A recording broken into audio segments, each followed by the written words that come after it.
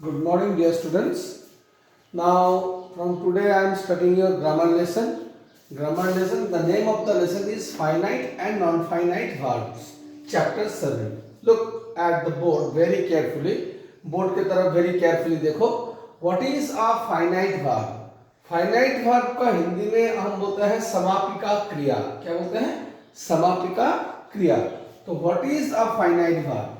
A verb that changes according to the subject's person and number.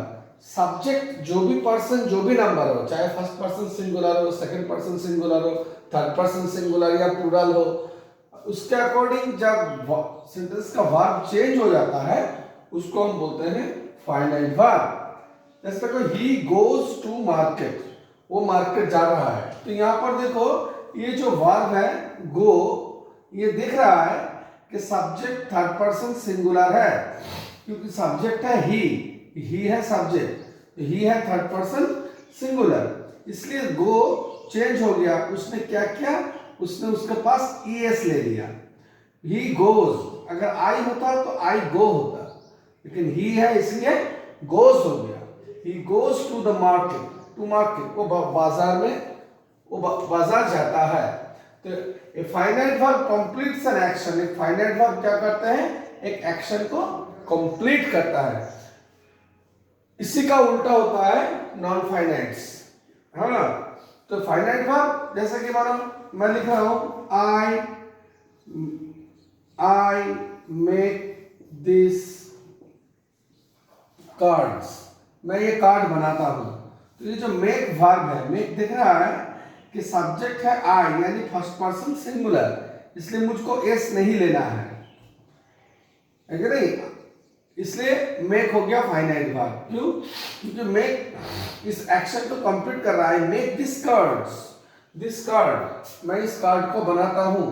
तो इस card को बनाता हूं मतलब इस कार्ड बनाने का काम मैं करता हूं, तो इसमें एक्शन कंप्लीट हो रहा है. तो always remember finite verb makes action complete. Finite verb क्या करता है, एक एक्शन को कंप्लीट करता है.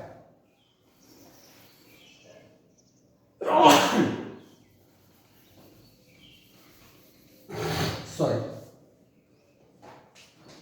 अब मैं तुमको दिखाऊंगा व्हाट इज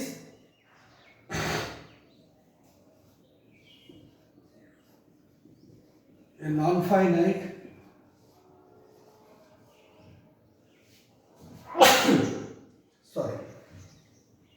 वर्ब.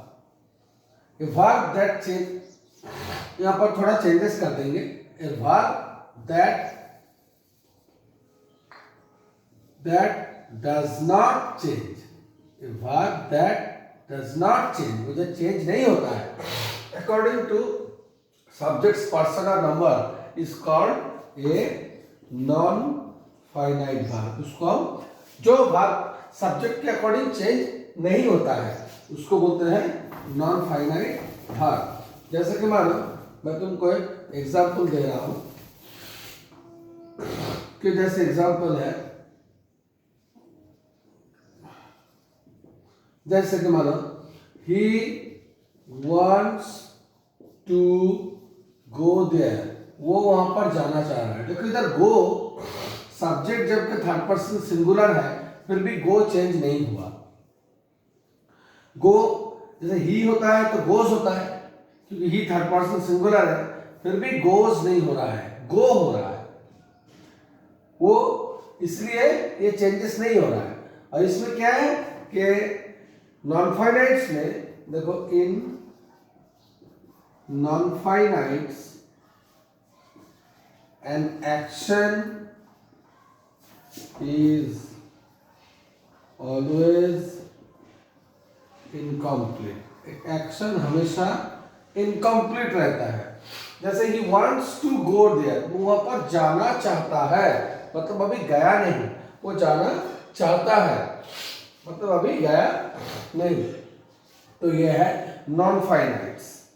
तो डियर स्टूडेंट्स देखो, I hope you will write it down in your copy so that you can understand better, and if you get any problem you can call me, I will also tell you about it. देखो अब ये non finites कितने प्रकार के होते हैं? Infinitives, participle and gerunds. देखो, there are 3 types of non finites. 3 तरीके का नॉन फाइनाइट होता है. एक होता है इंफिनिटिव्स,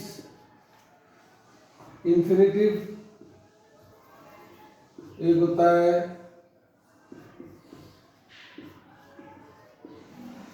पार्टिसिपल और एक होता है जेरंड. ये 3 प्रकार के होते हैं.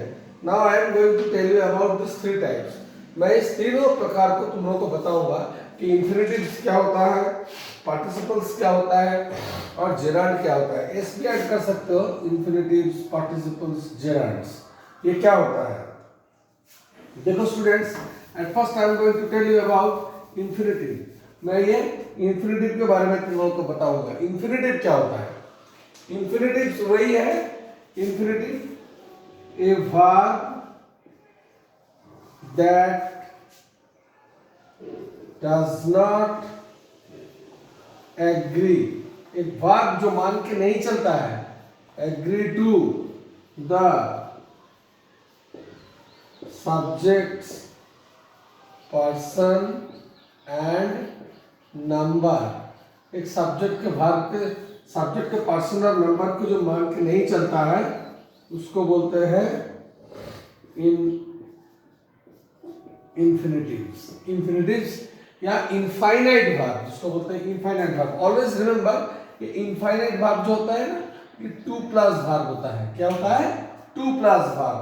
जैसे कि मानो मैं एग्जांपल दे रहा हूं. She wanted to arrange a party. वो एक पार्टी अरेंज करने चाहा, मतलब अभी अरेंज किया नहीं. शी वांटेड टू अरेंज, वो अरेंज करने चाहा एक पार्टी, घर में एक पार्टी अरेंज करना चाहा, मतलब अभी किया नहीं वो. इसलिए ये टू अरेंज का एक्शन को इनकम्प्लीट लग रहा है. उसके ऊपर शी थर्ड पर्सन सिंगुलर है, अरेंज तो मेन वर्ब है, तो अरेंजेस होना चाहिए था, लेकिन वो इसने एस नहीं लिया. इसके बावजूद कि शी थर्ड पर्सन सिंगुलर है, इसलिए ये इनफाइनाइट है. इनफाइनाइट में हमेशा याद रखना 2 प्लस वर्ब होता है. इनफाइनाइट में 2 प्लस वर्ब होता है. I want to go there. I want to draw a picture. Rohit wants to attend the class. तो ये सब में इनफाइनाइट होगा. ओके, अभी देखो मैं तुम लोगों को कुछ इंफिनिटिव्स इधर दिया गया है. देखो 2 प्लस वर्ब जो है. अच्छा, अब देखो I am going to tell you about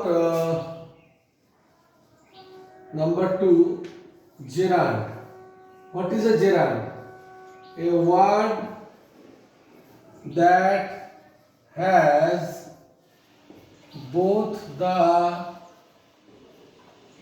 qualities of a verb and a noun is called a gerund. इसको हम gerund बोलते हैं. एक वर्ड, एक वर्ड, एक शब्द जिसके अंदर वर्ब, जिसके अंदर वर्ब और नाउन दोनों का गुण है, जो वर्ब की तरह भी काम करता है और नाउन की तरह भी काम करता है, उसको बोलते हैं जेरांड. ये सब वर्ब प्लस आईएनजी वर्ड ही बैठता है. जैसे देखो मैं एक एग्जांपल दे रहा हूं. अगर मैं बोलूं swimming is a good exercise. Swimming is a good exercise, तो मैं वर्ब है इज, इसको अगर वर्ड से क्वेश्चन करूंगा तो what is a good exercise, good exercise क्या है, तो जो आंसर आएगा वो है स्विमिंग.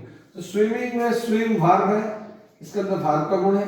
और देखो व्हाट से क्वेश्चन करने पर जो आंसर हमें मिलता है वो नाउन होता है. If we ask question to the verb with what, the answer that we get is always a noun. So यहाँ पर what is a good exercise ना स्विमिंग, तो देखो स्विमिंग है नाउन. तो ये जो स्विमिंग वर्ड है ना, या वर्ब का भी इसके अंदर गुण है और नाउन का भी गुण है, इसलिए यह हो गया जेरांड।